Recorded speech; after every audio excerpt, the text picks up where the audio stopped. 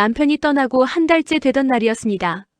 장례가 끝나고 나서 한 달 동안 저는 거의 집 밖을 나가지 않았습니다. 조문객도 빠지고 음식도 치워지고 사람들도 일상으로 돌아갔습니다. 저만 그 자리에 멈춰 있는 것 같았습니다. 며느리가 말했습니다. 어머니, 노인정이라도 나가보세요. 집에만 계시면 안 됩니다. 그래서 나갔습니다. 노인정 문을 열었습니다. 익숙한 냄새였습니다. 따뜻한 공기, TV 소리, 바둑 두는 소리. 저는 커피 한 잔 들고 자리를 찾았습니다. 그 순간 심장이 멎는 줄 알았습니다. 창가 자리에 앉아있는 사람이 보였습니다. 흰머리가 성성했습니다. 허리가 조금 굽었습니다. 그런데 그 옆모습이 낯설지 않았습니다. 이상하게 낯설지 않았습니다. 제 발이 멈췄습니다. 커피잔을 든 손이 굳었습니다. 그가 고개를 들었습니다. 눈이 마주쳤습니다. 그 눈빛을 보는 순간 알았습니다. 50년 전 그대로였습니다. 나이가 들어도 눈빛은 바뀌지 않는다는 게 이런 뜻인지 몰랐습니다. 영숙이 맞지? 그 한마디였습니다. 손에 들고 있던 커피잔이 덜컹거렸습니다. 쏟을 뻔했습니다. 저는 아무 말도 하지 못했습니다. 아니야, 설마. 그 사람이 여기 있을 리가 없잖아. 그런데 제 이름을 불렀습니다. 그것도 그 목소리로. 18살 여름이 떠올랐습니다. 교문 앞 비 오던 날 그 목소리. 까마득한 시간 너머에 있던 것들이 한꺼번에 밀려왔습니다. 저는 정신을 붙잡으려 했습니다. 지금 내가 어디 있는지, 지금 내가 어떤 처지인지. 노인정이었습니다.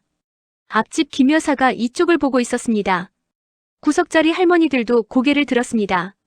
이 동네에서 소문이 어떻게 도는지 저는 압니다. 며느리가 했던 말이 떠올랐습니다. 어머니, 이제 혼자 사시니까 괜한 소문 안 나게 조심하세요. 장례 치르고 얼마 지나지도 않아 그 말을 했습니다. 저는 그 말을 가슴에 새기고 한 달을 살았습니다. 시선을 의식하고 말을 아끼고 조용히 지냈습니다. 그런데 하필이면 첫사랑이 노인정에 앉아 있었습니다. 그가 제 옆자리에 앉았습니다. 자연스럽게였습니다. 마치 원래 거기 앉던 사람처럼. 저는 시선을 앞으로 고정했습니다. TV를 보는 척했습니다. 화면이 하나도 들어오지 않았습니다. 나 철수야. 기억 안 나? 낮은 목소리였습니다. 조심스럽지도 않았습니다. 그냥 담담하게 말했습니다.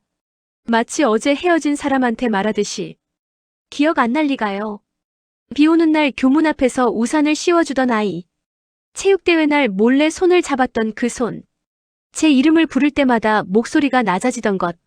50년이 지났는데 하나도 흐릿하지 않았습니다. 그게 더 무서웠습니다. 저는 모른 척했습니다. 사람 잘못 보셨어요. 목소리가 딱딱하게 나왔습니다. 의도한 것보다 더 차갑게. 그래도 어쩔 수 없었습니다. 노인정 아니었습니다. 앞집 김 여사가 이쪽을 보고 있었습니다. 귀가 얇은 분이었습니다. 오늘 저녁이면 동네 절반이 알 사람이었습니다. 그런데 그가 말했습니다. 남편도 돌아가셨다면서 잘 됐네. 웃으면서 했습니다. 가볍게. 별뜻 없이 한 말일 수도 있었습니다. 그런데 그 말이 귀에 걸렸습니다. 남편이 떠난 지 한 달이었습니다. 40년을 함께 산 사람이었습니다.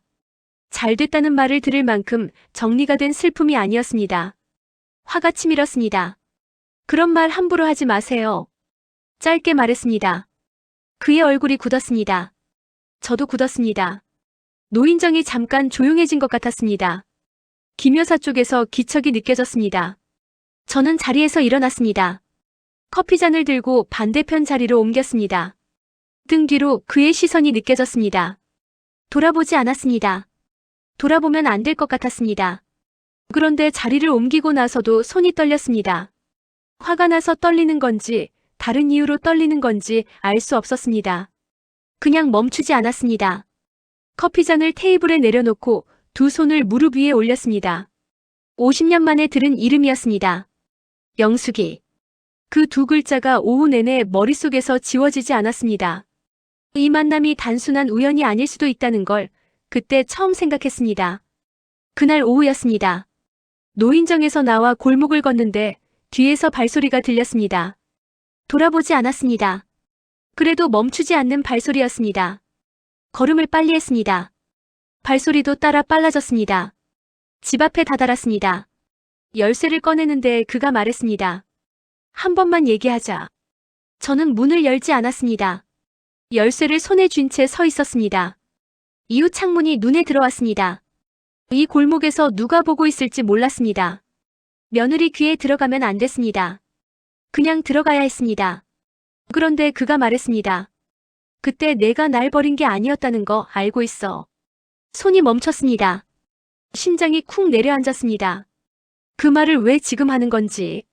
50년이 지나서 왜 지금. 저는 천천히 돌아섰습니다. 그의 얼굴을 봤습니다.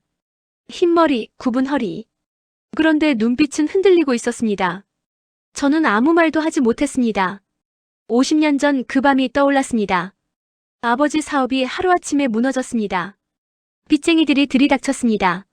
식구들이 밤새 짐을 쌌습니다. 도망치듯 떠나는 밤이었습니다. 편지 한 통 남길 시간이 없었습니다. 전화 한 통 할 수 없었습니다. 저는 그냥 사라진 겁니다. 설명도 없이, 인사도 없이. 18살이었습니다. 어떻게 해야 하는지 몰랐습니다. 그냥 끌려가듯 떠났습니다. 철수가 어떻게 생각할지 그 이후로도 오래 생각했습니다. 배신했다고 생각하겠지.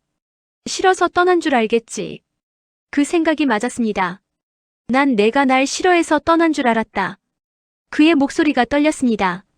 70이 넘은 사람 목소리가 그렇게 떨릴 수 있다는 게 이상했습니다. 저도 모르게 눈이 뜨거워졌습니다. 50년이었습니다. 그는 50년 동안 제가 그를 버렸다고 믿고 살았습니다. 저는 50년 동안 설명할 수 없었다는 죄책감을 안고 살았습니다. 같은 시간을 서로 다른 오해 속에서 살아온 겁니다. 열쇠를 다시 들었습니다. 문을 열었습니다. 들어오라는 말은 하지 않았습니다. 그냥 문을 열어뒀습니다. 그것만으로 충분했습니다. 그는 조용히 따라 들어왔습니다. 50년 만에 처음으로 할 말이 생겼습니다. 며칠이 지났습니다. 철수는 노인정에 매일 나왔습니다.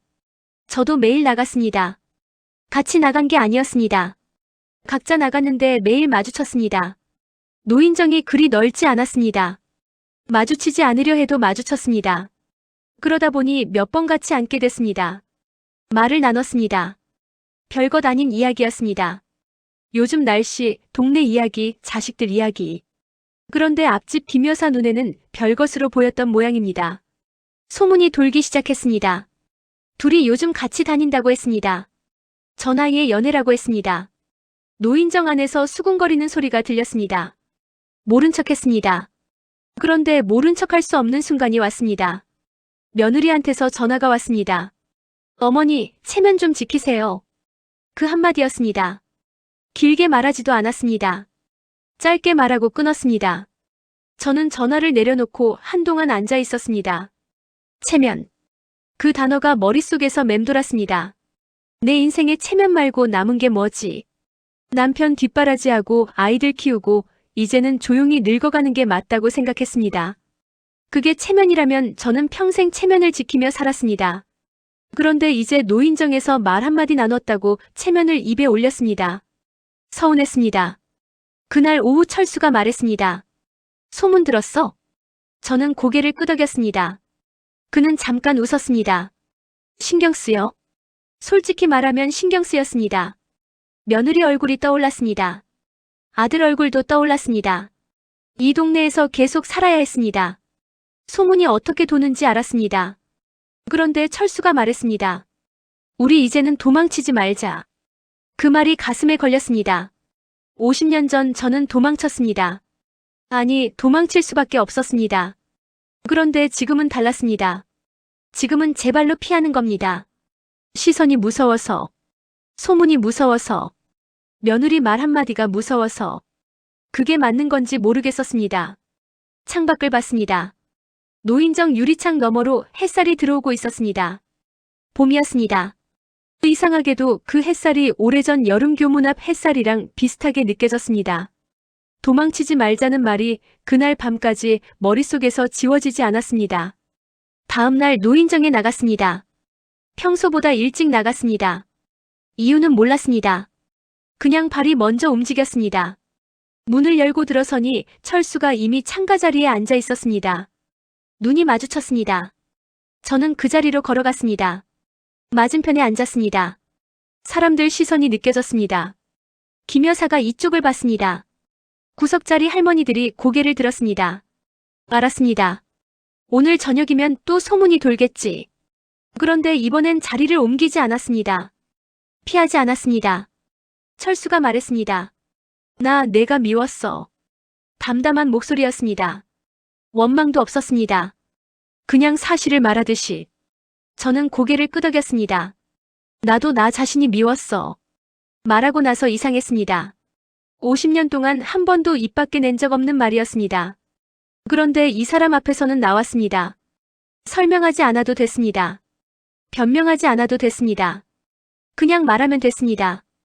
그리고 우리는 웃었습니다. 무슨 영문인지 모르겠었습니다. 미웠다고 나도 미웠다고 말하고 나서 왜 웃음이 나오는지. 그런데 웃음이 났습니다. 철수도 웃었습니다. 눈물이 나도록 웃었습니다. 노인정 아니었습니다. 사람들이 다 보고 있었습니다. 그래도 멈추지 않았습니다. 50년이었습니다. 50년 동안 각자 다른 오해를 안고 살았습니다. 각자 다른 자리에서 늙었습니다. 그 시간이 억울하기도 했습니다. 그런데 웃음이 나왔습니다. 그 웃음이 뭔지 저도 몰랐습니다. 다 내려놓는 것 같은 그런 웃음이었습니다. 집에 돌아와 며느리에게 전화했습니다. 걱정 마라. 나 아직 철없다. 며느리가 말을 잇지 못했습니다. 저는 먼저 끊었습니다. 그리고 웃었습니다. 오랜만에 제가 먼저 끊는 전화였습니다. 다음 날 노인정에서 철수와 나란히 앉았습니다. 그가 손을 내밀었습니다. 저는 잠깐 봤습니다. 주름진 손이었습니다. 50년 전 체육대회 날 몰래 잡았던 그 손이 이렇게 늙었습니다. 저는 그 손을 잡았습니다. 설레서가 아니었습니다. 후회 없이 살겠다는 다짐이었습니다. 남 눈치 보느라 하고 싶은 말 못하고 가고 싶은 곳 못 가고 그렇게 또 50년을 보내지 않겠다는 마음이었습니다. 노인정 창밖으로 늦은 봄 햇살이 들어오고 있었습니다. 첫사랑이 다시 시작된 게 아니었습니다. 제 인생이 다시 시작된 거였습니다.